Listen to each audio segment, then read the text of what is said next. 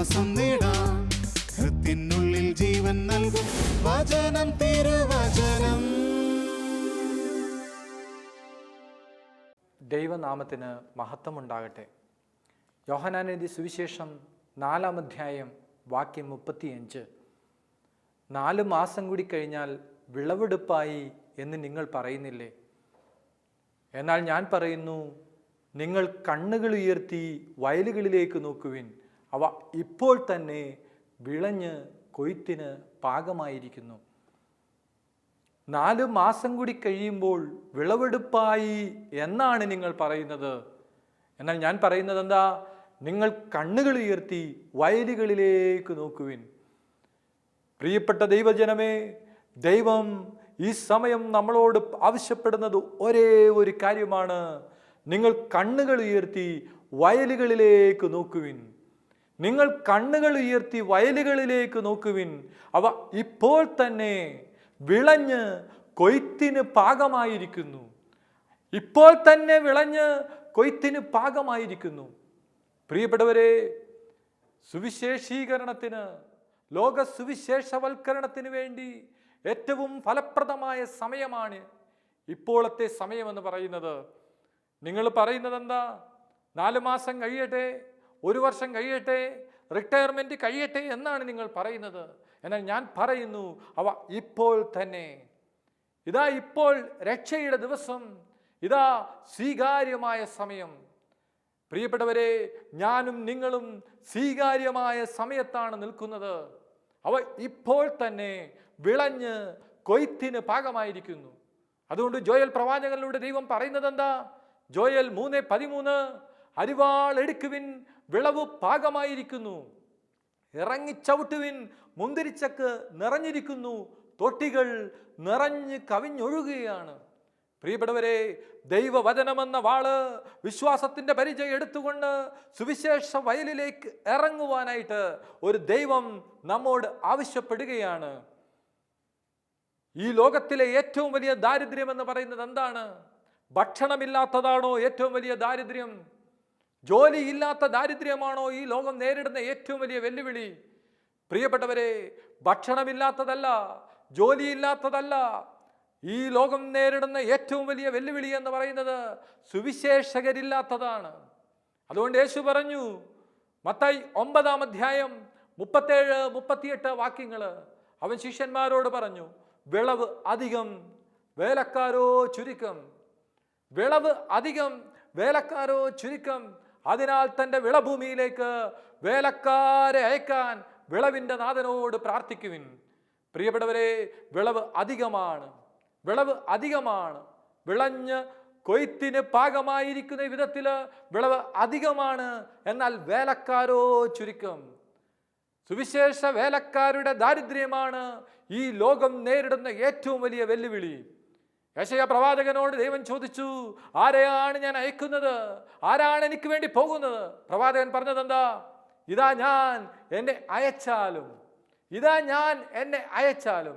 പ്രിയപ്പെട്ട മകനെ, കരയുന്നവരുടെ കണ്ണുനീരൊപ്പുവാൻ, നഷ്ടപ്പെട്ടവരെ അന്വേഷിക്കുവാൻ, ലോകത്തിൻ്റെ അതിർത്തികളിലേക്ക് സുവിശേഷവുമായിട്ട് പോകുവാൻ ദൈവം എന്നെയും നിങ്ങളെയും തെരഞ്ഞെടുത്തിരിക്കുകയാണ്.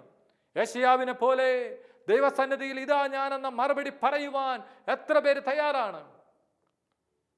സാമുവേലിനെ ദൈവം വിളിക്കുമ്പോൾ ആരാണെന്ന് തിരിച്ചറിയാതെ സാമുവേൽ വിഷമിക്കുന്നുണ്ട്.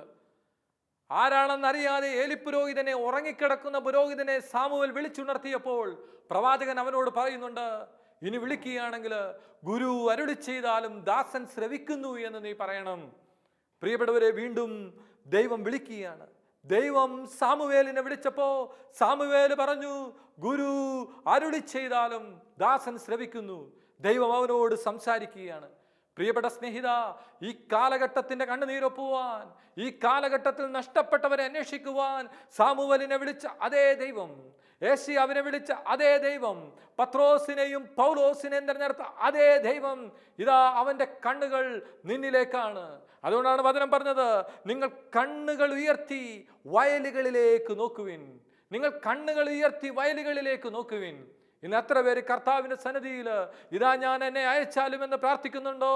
ദൈവത്തിന്റെ വിളി അവന്റെ മേൽ വീഴുമെന്ന് മാത്രമല്ല, സുവിശേഷത്തിൽ തീഷ്ണതയുള്ള ഒരു വ്യക്തിത്വത്തിന് ഉടമയായി മാറുവാൻ ദൈവത്തിന്റെ പരിശുദ്ധാത്മാവ് അവനെ പ്രയോജനപ്പെടുത്തുന്നത് അവന് അനുഭവിക്കുവാനായിട്ട് സാധിക്കും.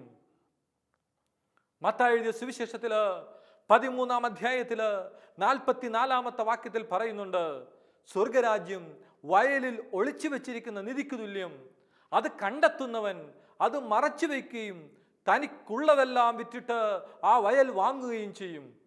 പ്രിയപ്പെട്ടവരെ, സ്വർഗരാജ്യം എന്ന് പറയുന്നത് ഒളിച്ചു വെച്ചിരിക്കുന്ന ഒരു നിധിയാണ്. ചിലരുടെ ഉള്ളിൽ ഒരു ധാരണയുണ്ട്, സുവിശേഷ വേല എന്ന് പറയുന്നത് ഒരു പണിയുമില്ലാതെ നടക്കുന്നവന്റെ പണിയാണെന്ന്. ഒരിക്കൽ പോലും ചിന്തിക്കരുത്.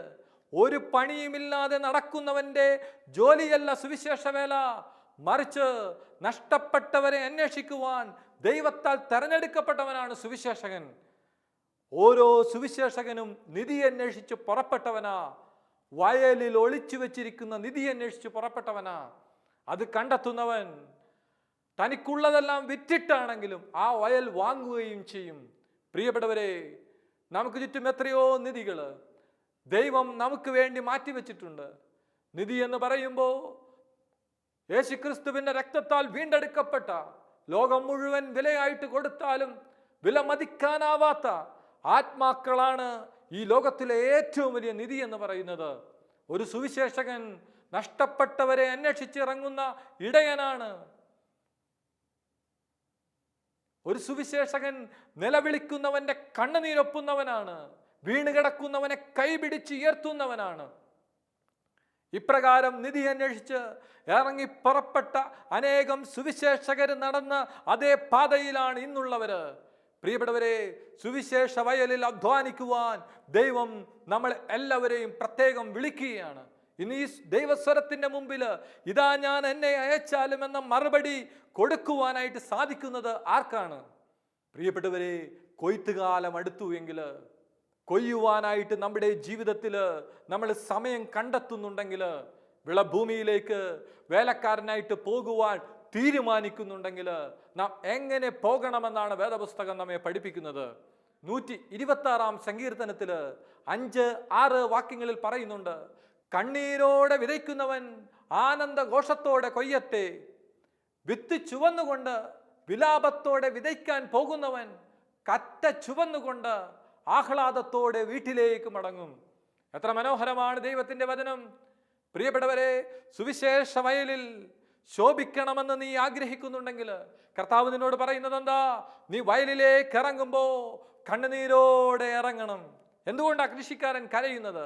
അവന്റെ കയ്യിലിരിക്കുന്ന വിത്തുണ്ടല്ലോ, ആ വിത്തുണ്ടെങ്കിൽ 2 ആഴ്ചത്തെ പട്ടിണി അകറ്റാനായിട്ട് സാധിക്കും. അതുകൊണ്ട് ആ ഭക്ഷണം, തൻ്റെ പ്രിയപ്പെട്ടവർ ആഹാരിക്കേണ്ട ആ ഭക്ഷണം വിത്തെന്നുള്ള രീതിയിൽ വെറുതെ വലിച്ചെറിയുമ്പോൾ അവൻ്റെ ഉള്ളിൽ ഉണ്ടാകുന്ന വേദന അതിദാരുണമായ വേദനയാണ്. എന്നാൽ വചനം പറയുന്നത് എന്താ? അവൻ കറ്റ ചുവന്നുകൊണ്ട് കൊയ്ത്ത് നടത്തി തിരിച്ചു വരുന്നത് ആഹ്ലാദത്തോടെയാണ്. സുവിശേഷ വയലിലേക്ക് നിലവിളിക്കുന്ന ഹൃദയത്തോടെ കണ്ണുനീരോടെ ഇറങ്ങിയിട്ടുള്ളവരാണ് ഇന്ന് സുവിശേഷ വയലിൽ ശോഭിച്ചു കൊണ്ടിരിക്കുന്നവര്. നിലവിളിക്കുന്ന ഒരു ഹൃദയമുണ്ടോ? ആത്മാക്കളുടെ രക്ഷയ്ക്ക് വേണ്ടി കണ്ണുനീരൊഴുക്കുന്ന ഒരു അനുഭവമുണ്ടോ? കർത്താവ് നിന്നെയും സുവിശേഷ വയലില് ശോഭിക്കുന്ന ഒരു വ്യക്തിത്വത്തിന് ഉടമയാക്കി മാറ്റുന്നത് കാണുവാനായിട്ട് സാധിക്കും. പ്രിയപ്പെട്ടവരെ, ഗദസമനിലെ പ്രാണവേദന പെന്തക്കോസ്തിലെ കൊയ്ത്തിന് മുന്നോടിയായിരുന്നു. യേശു ഗത്സമിൻ തോട്ടത്തില് രക്തം വിയർത്ത് തീവ്രവേദനയോടെ നഷ്ടപ്പെട്ടവർക്ക് വേണ്ടി അവൻ രക്തം വിയർത്തപ്പോ, നഷ്ടപ്പെട്ടവർക്ക് വേണ്ടി അവൻ കണ്ണുനീരൊഴുക്കിയപ്പോ, ആ പ്രാണവേദനയുടെ ഉത്തരമാണ് പെന്തക്കോസ്തിൽ സംഭവിച്ചത്. പ്രിയപ്പെട്ടവരെ, ദൈവത്തിന്റെ വചനം നമ്മോട് ആവശ്യപ്പെടുന്നത് എന്താ? സുവിശേഷ വയലില് നിലവിളിക്കുന്ന ഹൃദയത്തോടെയാണോ നീ പോകുന്നത്? 10 വിയാനിയച്ചന്മാര് മതി ഈ ലോകത്തെ വീണ്ടെടുക്കുവാൻ. 10 കൊച്ചുത്രേസ്യ മതി ഈ ലോകത്തെ രക്ഷിക്കുവാൻ. കാരണം എന്താ? നിലവിളിക്കുന്ന ഹൃദയത്തോടെ വയലിൽ അധ്വാനിച്ചവരാണ് അവര്. അതുകൊണ്ട് തന്നെ എന്ത് സംഭവിച്ചു? നല്ലൊരു കൊയ്ത്ത് സ്വന്തമാക്കുവാൻ ആ മിഷണറി വര്യന്മാർക്ക് സാധിച്ചു എങ്കിൽ, എൻ്റെ പ്രിയപ്പെട്ടവരെ, നാം നിലവിളിക്കുന്ന ഹൃദയത്തോടെ വയലിലേക്ക് ഇറങ്ങുകയാണെങ്കിൽ ദൈവം നമ്മുടെ ജീവിതത്തിൽ പ്രവർത്തിക്കുന്നത് നമുക്ക് കാണുവാനായിട്ട് സാധിക്കും. 2 കൊറിന്തോസുകാർക്ക് വിശുദ്ധ പൗലോസ് വിശുദ്ധ പൗലോസ് കൊറിന്തോസുകാർക്ക് എഴുതിയ 2-ാമത്തെ ലേഖനത്തില് 9-ാം അധ്യായം 6 മുതൽ 15 വരെയുള്ള തിരുവചനങ്ങള് കൊയ്ത്തുകാർ ശ്രദ്ധിക്കേണ്ട കാര്യങ്ങളാണ്. അവിടെ വചനം തുടങ്ങുന്നത് എന്താ?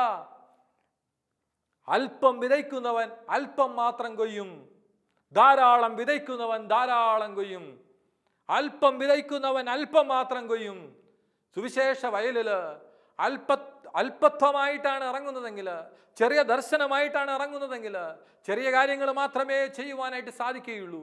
എന്നാൽ ധാരാളം വിതയ്ക്കുന്നെങ്കിൽ ധാരാളം കൊയ്യും.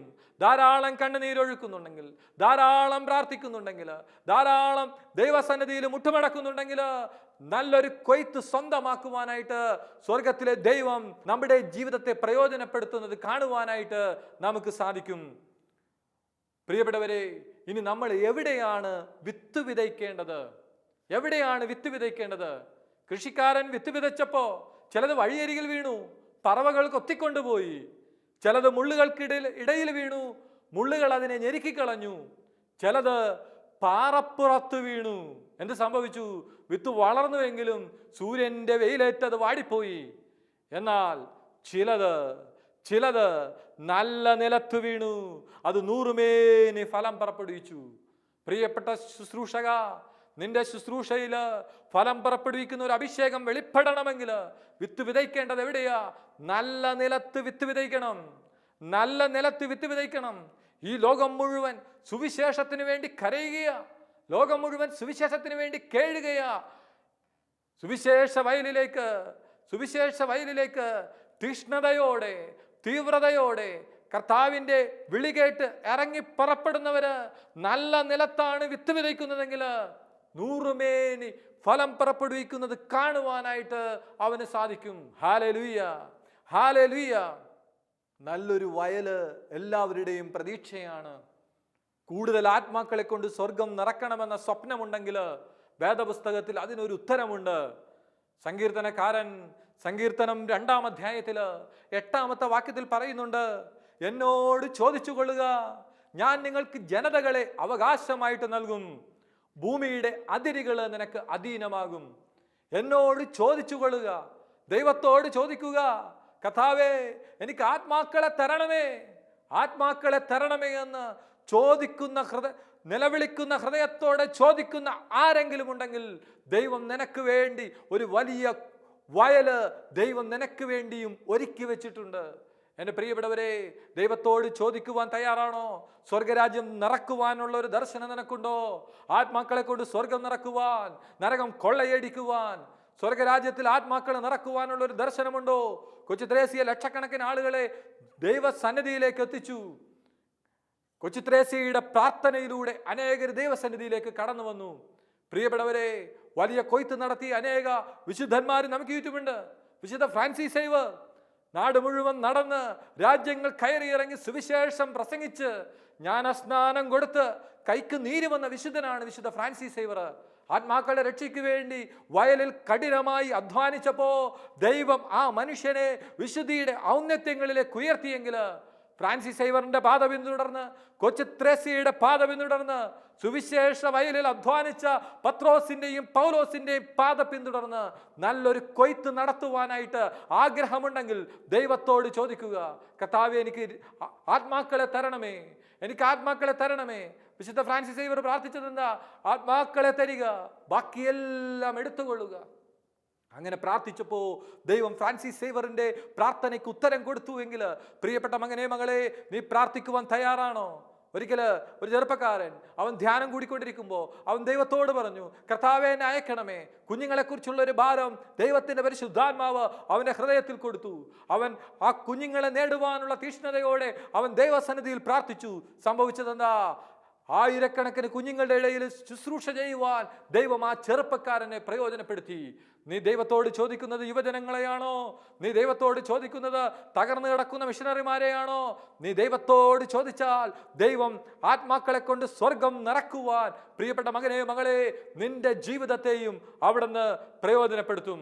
പലരുടെ ഉള്ളിൽ ഒരു ധാരണയുണ്ട്, ഞാൻ നവീകരണത്തിലേക്ക് വന്നപ്പോൾ താമസിച്ചു പോയി, അനേകർ എനിക്ക് മുമ്പേ പോയി, പലരും നല്ല നിലയിൽ എത്തിയെന്ന് നീ ചിന്തിക്കുന്നുണ്ടോ? ദൈവത്തിന്റെ വചനം നിന്നോട് പറയുന്ന മറുപടി എന്താ?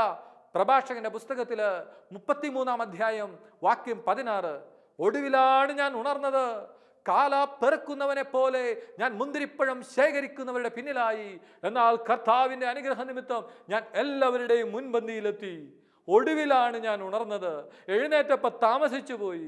എഴുന്നേറ്റപ്പോൾ താമസിച്ചത് കൊണ്ട് വയലിലേക്ക് വന്നപ്പോൾ കൃഷിക്കാര് കൃഷി ചെയ്തു കൊണ്ടുപോയി. ഇനിയുള്ളത് എന്താ? താഴെ കിടക്കുന്നത് പെറുക്കിയെടുക്കുക. വചനം പറയുന്നത് എന്താ? കാല പെറുക്കുന്നവനെ പോലെ മുന്തിരിപ്പഴം ശേഖരിക്കുന്നവരുടെ പിന്നിലായി, എന്നാൽ കർത്താവിന്റെ അനുഗ്രഹ നിമിത്തം ഞാൻ എല്ലാവരുടെയും മുൻപന്തിയിലെത്തി. പ്രിയപ്പെട്ട മകനെ, നീ എത്ര പേരുടെ പിന്നിലാണെങ്കിലും ദൈവത്തിന്റെ അനുഗ്രഹത്തിന് വേണ്ടി നീ മുട്ടുമടക്കുക. സുവിശേഷ വയലിൽ ശോഭിക്കുവാൻ, അനേകരുടെ മുമ്പിൽ എത്തുവാൻ തക്കവണ്ണം കർത്താവ് നിന്റെ ജീവിതത്തെ പ്രയോജനപ്പെടുത്തുന്നത് നമുക്ക് കാണുവാനായിട്ട് സാധിക്കും. പലപ്പോഴും നമ്മുടെ ജീവിതത്തിൽ കൊയ്ത്ത് നടത്തുമ്പോൾ നമുക്കില്ലാത്തതെന്താ? ക്ഷമയാണ് നമുക്കില്ലാത്തത്. എൻ്റെ പ്രിയപ്പെട്ടവരെ, നമ്മൾ ക്ഷമയോടെ ഇരിക്കണമെന്ന് വേദപുസ്തകം ആവശ്യപ്പെടുന്നുണ്ട്. യാക്കോബ് ശ്ലീഹ എഴുതിയ ലേഖനത്തിൽ 5-ാം അധ്യായം 7-8 വാക്യങ്ങൾ, ഭൂമിയിൽ നിന്ന് നല്ല ഫലങ്ങൾ ലഭിക്കുന്നതിന് വേണ്ടി കൃഷിക്കാരൻ ആദ്യത്തെ മഴയും അവസാനത്തെ മഴയും പ്രതീക്ഷിച്ചിരിക്കുന്നത് പോലെ, ക്ഷമയോടെ പ്രതീക്ഷിച്ചിരിക്കുന്നത് പോലെ നിങ്ങളും ക്ഷമയോടെ ഇരിക്കുവിൻ, ദൃഢചിത്തരായിരിക്കുവിൻ. കൃഷിക്കാരൻ ആദ്യത്തെ മഴയ്ക്ക് വേണ്ടിയും അവസാനത്തെ മഴയ്ക്ക് വേണ്ടിയും പ്രതീക്ഷയോടെ കാത്തിരിക്കുന്നത് പോലെ നിങ്ങളും വയലിൽ ക്ഷമയോടെ ഇരിക്കുക. ചില ആളുകൾ വയലിൽ അധ്വാനിക്കാൻ തുടങ്ങിയിട്ട് കുറെ വർഷങ്ങളായി, പക്ഷെ ഒരു ഫലവും ലഭിക്കുന്നില്ലല്ലോ. അതാണ് അവരുടെ ജീവിതത്തെ ഭാരപ്പെടുത്തുന്ന വേദന. പ്രിയപ്പെട്ട മകനെ, നീ തീഷ്ണതയോടെ കർത്താവിന്റെ വയലിൽ അധ്വാനിക്കുന്ന ഒരു മിഷണറി ആണെങ്കിൽ ഫലം കണ്ടില്ല എന്നോർത്ത് നീ വിഷമിക്കേണ്ട. കൃഷിക്കാരൻ ആദ്യത്തെ മഴയും അവസാനത്തെ മഴയും ക്ഷമയോടെ പ്രതീക്ഷിച്ചിരിക്കുന്നത് പോലെ നീ ദൃഢചിത്തതയോടെ ക്ഷമയോടെ കാത്തിരിക്കുക. വാഴ നട്ടാല് 6 മാസത്തിനുള്ളിൽ വിളവെടുപ്പ് നടത്താം. എന്നാൽ നീ നടന്നത് റബ്ബർ മരമാണെങ്കിലോ 8 വർഷം കാത്തിരിക്കണം. 8 വർഷം കാത്തിരിക്കണം. പ്രിയപ്പെട്ടവരെ, ചില സ്ഥലങ്ങളിൽ നമ്മൾ ശുശ്രൂഷ ചെയ്യുമ്പോൾ നല്ല റിസൾട്ട് നമുക്ക് കാണാൻ പറ്റും. എന്നാൽ ചില സ്ഥലങ്ങളിലോ കഷ്ടപ്പെട്ട് പണി ചെയ്തിട്ടും ഒരു റിസൾട്ട് പോലും ഇല്ലാതെ നിരാശപ്പെട്ട് നാം പിന്മാറരുത്. ഒരിക്കൽ ഒരു മിഷണറി അദ്ദേഹം സുവിശേഷ വയലിൽ അധ്വാനിക്കുവാനായിട്ട് ചെന്നപ്പോൾ ആ സ്റ്റേറ്റിൽ ആരും സുവിശേഷവുമായിട്ട് കടന്നു ചെന്നിട്ടില്ല. ഈ മനുഷ്യൻ 1 മാസം ഉപവാസ പ്രാർത്ഥനയും നടത്തി ഗ്രാമങ്ങൾ കയറിയിറങ്ങി സുവിശേഷം പ്രസംഗിക്കുവാനായിട്ട് അദ്ദേഹം ശ്രമിച്ചു. പ്രിയപ്പെട്ടവരെ, പട്ടിണിയിലൂടെ കടന്നു പോകേണ്ടി വന്നു, ദാരിദ്ര്യത്തിലൂടെ കടന്നു പോകേണ്ടി വന്നു, പല പ്രകൃതി പ്രശ്നങ്ങളെയും പ്രകൃതിക്ഷോഭങ്ങളെയും നേരിടേണ്ടി വന്നു. 1 മാസം ആ മിഷണറി കഷ്ടപ്പെട്ട് ആ സ്റ്റേറ്റിൽ അധ്വാനിച്ചിട്ട് തിരിഞ്ഞു നോക്കിയപ്പോൾ, ഒരു ഇവാലുവേഷൻ നടത്തിയപ്പോൾ കിട്ടിയ റിസൾട്ട് എന്താ? പ്രതീക്ഷിച്ചതുപോലെ നല്ല ഫലമൊന്നും കിട്ടിയില്ല. 1 മാസം പട്ടിണി കിടന്നതല്ലാതെ, 1 മാസം കഷ്ടപ്പെട്ടു എന്നല്ലാതെ വലിയ റിസൾട്ടൊന്നും കണ്ടില്ല. എന്നാൽ 20 വർഷത്തിന് ശേഷം അതേ മിഷണറി അതേ സ്ഥലത്ത് ഒരു പ്രാസംഗികനായിട്ട് ക്ഷണിക്കപ്പെട്ടപ്പോൾ ആ മിഷണറി ആ സ്ഥലത്തേക്ക് ചെന്നു. കണ്ട സംഭവം എന്താ? 20 വർഷം മുമ്പ് താൻ എവിടെയൊക്കെ സുവിശേഷ വയലിൽ വേദനിച്ച് കണ്ണുനീരൊഴുക്കിയോ അവിടെയെല്ലാം മിഷൻ വളർന്ന് വലിയ ജനക്കൂട്ടങ്ങൾ ഉണ്ടായിരിക്കുന്നു. പ്രിയപ്പെട്ടവരെ, അന്ന് 20 വർഷം മുമ്പ് ആ മിഷണറി നടന്നു പോയപ്പോൾ ആ ഗ്രാമത്തിൽ ഒരു വിശ്വാസി പോലുമില്ല. ഇതാ നാളുകൾ കഴിഞ്ഞപ്പോൾ ആ ഫലങ്ങളെല്ലാം അതെല്ലാം വളർന്ന് നല്ല ഫലം പുറപ്പെടുവിക്കാൻ തുടങ്ങി. സംഭവിച്ചത് എന്താ? വലിയൊരു കൺവെൻഷന് പ്രസംഗിക്കുവാൻ അദ്ദേഹം അയക്കപ്പെടുകയാണ്. പ്രിയപ്പെട്ടവരെ, സുവിശേഷ വയലിൽ നാളുകൾ അധ്വാനിച്ചിട്ടും ഒരു റിസൾട്ടും ഇല്ല എന്നോർത്ത് നൊമ്പരപ്പെടുന്ന ആരെങ്കിലും ഉണ്ടോ? കർത്താവ് നിനക്ക് ഫലം നൽകും. ഒരു കൃഷിക്കാരൻ മഴയ്ക്ക് വേണ്ടി ക്ഷമയോടെ ഇരിക്കുന്നത് പോലെ ക്ഷമയോടെ ഇരിക്കാൻ നീ തയ്യാറാണോ? ദൈവം പ്രവർത്തിക്കുന്നത് നമുക്ക് കാണുവാനായിട്ട് സാധിക്കും. കൃഷിക്കൊരു നിയമമുണ്ട്. 2 തിമോത്തി 2:6, അധ്വാനിക്കുന്ന കർഷകനാണ് വിളവിന്റെ ആദ്യത്തെ പങ്ക് ലഭിക്കുന്നത്. അധ്വാനിക്കുന്ന കർഷകനാണ് വിളവിന്റെ ആദ്യത്തെ പങ്ക് ലഭിക്കുന്നത്. എന്നാൽ വചനം പറയുന്നത് എന്താ? യോഹന്നാൻ 4:38, നിങ്ങൾ അധ്വാനിച്ചിട്ടില്ലാത്ത വിളവ് ശേഖരിക്കാൻ ഞാൻ നിങ്ങളെ അയച്ചു. നിങ്ങൾ അധ്വാനിച്ചിട്ടില്ലാത്ത വിളവ് ശേഖരിക്കാൻ ഞാൻ നിങ്ങളെ അയച്ചു. മറ്റുള്ളവരാണ് അധ്വാനിച്ചത്. അവരുടെ അധ്വാനത്തിന്റെ ഫലത്തിലേക്ക് നിങ്ങൾ പ്രവേശിച്ചിരിക്കുന്നു. പ്രിയപ്പെട്ട മകനെ, മകളെ, ഇന്ന് നീ അധ്വാനിക്കുന്ന സുവിശേഷ വയലുണ്ടല്ലോ, നീ അധ്വാനിക്കുന്ന മേഖലയുണ്ടല്ലോ, അത് മറ്റുള്ളവർ അധ്വാനിച്ച് കണ്ണുനീരൊഴുക്കിയ ഒരു സ്ഥലമാണ്. ചുരുക്കി പറഞ്ഞാൽ, മുമ്പേ പോയ മിഷണറിമാരെ നമ്മൾ മറക്കരുത്. നമുക്ക് മുമ്പേ പോയ മിഷണറിമാരുടെ കണ്ണുനീരിന്റെ മുകളിലൂടെയാണ് ഞാനും നിങ്ങളുമൊക്കെ നടന്നുകൊണ്ടിരിക്കുന്നത്. അവരന്ന് കണ്ണുനീരിൽ വിതച്ചത് നമ്മൾ ഇന്ന് ആനന്ദഘോഷത്തോടെ കൊയ്യുകയാണ്.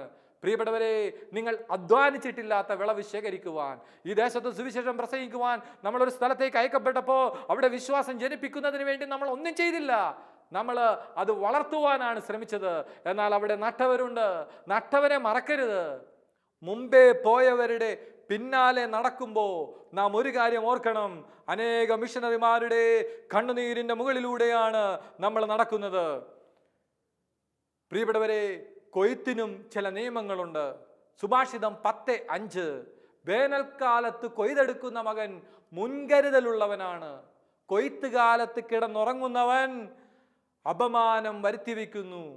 വേനൽക്കാലത്ത് കൊയ്തെടുക്കുന്നവൻ മുൻകരുതലുള്ളവനാ. കർത്താവ് നിന്നോട് പറയുന്ന സമയത്ത് നീ പോകണം. കർത്താവ് നിന്നെ അയക്കുന്ന സമയത്ത് പോകണം. ദൈവത്തോട് ഞാൻ ഇത്ര ദിവസം കഴിഞ്ഞ് പോകാം ദൈവമേ എന്ന് പറയുമ്പോഴേക്കും ഒരുപക്ഷെ നിനക്കത് നേടിയെടുക്കുവാനായിട്ട് സാധിച്ചെന്ന് വരത്തില്ല.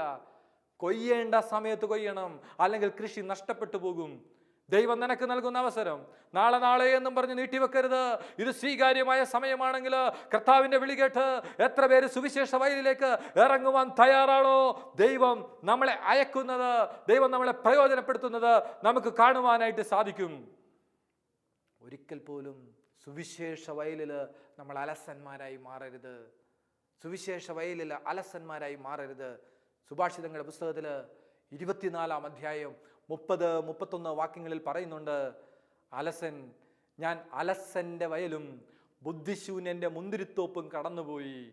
അലസനുള്ള വയലും ബുദ്ധിശൂന്യന്റെ മുന്തിരിത്തോപ്പും കടന്നുപോയപ്പോൾ കണ്ടതെന്താ?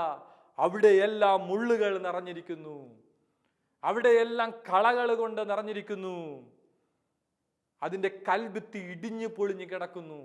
പ്രിയപ്പെട്ടവരെ, സുവിശേഷ വയലിൽ അലസന്മാരായിരിക്കുവാനല്ല ദൈവം നമ്മളെ തെരഞ്ഞെടുത്തത്. നമ്മൾ അലസന്മാരായാൽ സംഭവിക്കുന്നത് എന്താ? നമ്മൾ പ്രവർത്തിക്കുന്ന സ്ഥലം ആത്മീയതയുടെ ശവപ്പറമ്പായി മാറും. അതുകൊണ്ട് പ്രിയപ്പെട്ടവരെ, ഒരിക്കൽ പോലും അലസമായിട്ടിരിക്കരുത്. അലസമായ മനസ്സ് പിശാചിന്റെ മണിപ്പൂരയാണ്. അലസൻ പ്രവർത്തിക്കുന്ന സ്ഥലം എന്ന് പറയുന്നത് നിലമാകെ ഇടിഞ്ഞു പൊളിഞ്ഞ് കിടക്കുന്ന വിധത്തിൽ കളകൾ കൊണ്ട് മൂടിയിരിക്കുന്ന സ്ഥലമാണെങ്കിൽ, പ്രിയപ്പെട്ടവരെ, സുവിശേഷ വയലിൽ നമ്മൾ തീഷ്ണതയുള്ളവരായി മാറണമെന്ന് ദൈവത്തിന്റെ പരിശുദ്ധാത്മാവ് ആഗ്രഹിക്കുകയാണ്. യേശു ഒരു ഉപമ പറഞ്ഞു. മത്തായി സുവിശേഷത്തിൽ 13-ാം അധ്യായത്തിൽ 27 മുതലുള്ള വാക്യങ്ങൾ. എന്താണ് ഉപമ? ഒരിക്കൽ ഒരു കൃഷിക്കാരൻ അദ്ദേഹം വിത്ത് നട്ടപ്പോ രാത്രിയിൽ ഉറങ്ങുന്ന സമയത്ത് ശത്രു കൊണ്ടുവന്ന് കള വിതച്ചു. ശിഷ്യന്മാർ വന്നിട്ട് ഗുരുവിനോട് ചോദിക്കുന്നുണ്ട്, ഞങ്ങൾ കളകൾ പറിക്കട്ടെ? ഗുരു പറഞ്ഞു, കളകൾ പറിക്കരുത്. കാരണം എന്താ? കളകൾ പറിക്കുമ്പോൾ അതിനോടൊപ്പം നല്ല വിത്തും നഷ്ടപ്പെട്ടു പോകും. പ്രിയപ്പെട്ടവരെ, ദൈവത്തിന്റെ പരിശുദ്ധാത്മാവ് ഈ വചനത്തിലൂടെ നമുക്കൊരു ദൂത് നൽകുന്നുണ്ട്. കർത്താവ് നിന്നെ വിളിച്ചിരിക്കുന്നത് നല്ല വിത്ത് വിതയ്ക്കാനാണ്, കളകൾ വിതക്കാനല്ല. കളകൾ വിതക്കാനല്ല. സുവിശേഷ വയലില് ഒരിക്കൽ പോലും കളകൾ വിതക്കരുത്. നല്ല വിത്ത് വിതയ്ക്കണം. രണ്ടാമതായിട്ട് കർത്താവ് പറയുന്നത് എന്താ? കളകൾ പറിക്കാനല്ല ദൈവം നിന്നെ വിളിച്ചിരിക്കുന്നത്. കളകൾ പറിക്കാനല്ല ദൈവം നിന്നെ വിളിച്ചിരിക്കുന്നത്, വിത്ത് വിതയ്ക്കാനാണ്. വിത്ത് വിതയ്ക്കാൻ ദൈവം നിന്നെ വിളിച്ചെങ്കിൽ നീ വിത്ത് വിതയ്ക്കുക. കളകള് അവൻ അന്ത്യക്കൊയ്ത്ത് ആകുമ്പോഴേക്കും അവൻ കളകളെ നല്ല വിത്തിൽ നിന്ന് വേർതിരിക്കും. പ്രിയപ്പെട്ടവരെ, ദൈവത്തിൻ്റെ ആത്മാവിൻ്റെ സ്വരം കേട്ട് സുവിശേഷ വയലിൽ അധ്വാനിക്കുന്ന നല്ല കർഷകന്മാരായി മാറുവാനായിട്ട് നമുക്ക് ആഗ്രഹിക്കാം. മാത്രമല്ല, നമ്മുടെ വയലിന് സംരക്ഷണം ഉണ്ടാകണം. നമ്മുടെ സുവിശേഷ വയലിൽ സംരക്ഷണം ഉണ്ടാകണം. മിഷണറി വര്യന്മാരുടെ ദർശനങ്ങൾ മനസ്സിൽ സൂക്ഷിച്ചുകൊണ്ട് കണ്ണുനീരോടെ വയലിലേക്ക് ഇറങ്ങാം. ഫ്രാൻസിസ് സേവറിനെ പോലെ, കൊച്ചു ത്രേസ്യയെ പോലെ നമുക്കും പ്രാർത്ഥിക്കാം. കർത്താവേ, എനിക്ക് ആത്മാക്കളെ തരിക, ബാക്കിയെല്ലാം എടുത്തുകൊള്ളുക.